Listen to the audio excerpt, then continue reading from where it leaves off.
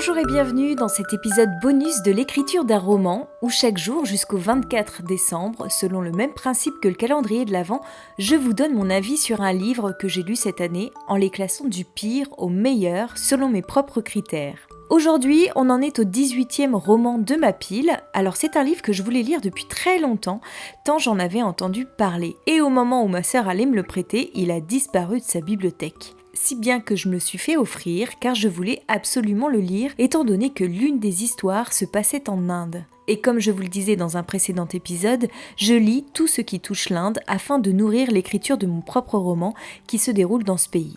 Et juste après l'avoir reçu, bien sûr, ma sœur a retrouvé son exemplaire, évidemment. Mais ça, c'est une autre histoire. Alors c'est un premier roman qui a remporté un succès phénoménal et qui a déjà été traduit dans de nombreux pays. Je veux parler de La Tresse de Laetitia Colombani, paru aux éditions Bernard Grasset.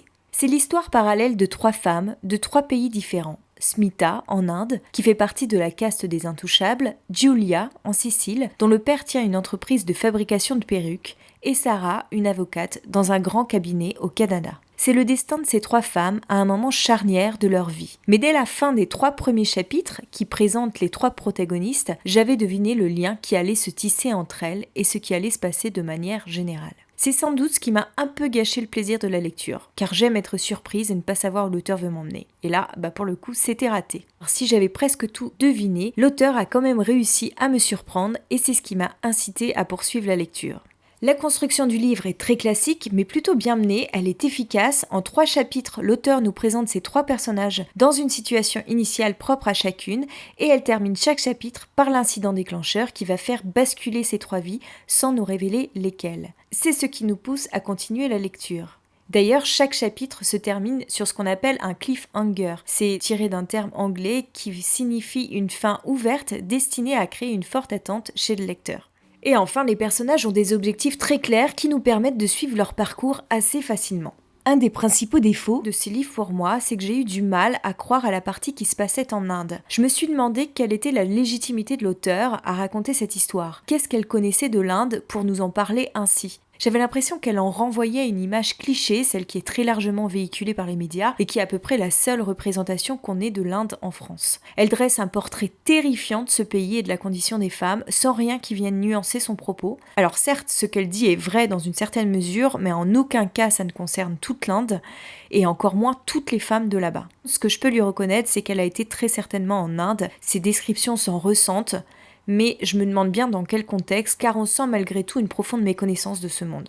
Au niveau de la caractérisation des personnages, c'est un peu faible aussi de ce côté-là. Les 3 protagonistes pourraient être une seule et même femme tant elles sont indifférenciées. Ce sont 3 battantes que la naissance a placées dans 3 endroits du monde, dans 3 cultures où forcément elles ont évolué différemment en fonction de ce contexte particulier à chacune, mais elles sont très proches en caractère. Des femmes combattantes, secrètes et d'une grande pudeur. Sarah et Smita sont ambitieuses, Giulia est un peu plus rêveuse, Giulia et Sarah sont des acharnées du travail, Smita se plie à sa charge de travail soumise à sa condition, mais à part ça, elles sont assez similaires sur le plan du caractère. Alors l'avantage de ce livre, c'est que ça se lit très bien, l'auteur a une écriture incisive, simple et synthétique, l'histoire avance vite, on ne se perd pas dans les méandres de sa pensée, mais c'est aussi ce qui fait le côté simpliste de son écriture. Pour moi, c'est pas franchement de la grande littérature, même si cela se lit avec plaisir et que ça reste très correct. C'est un bon livre détente, on va dire.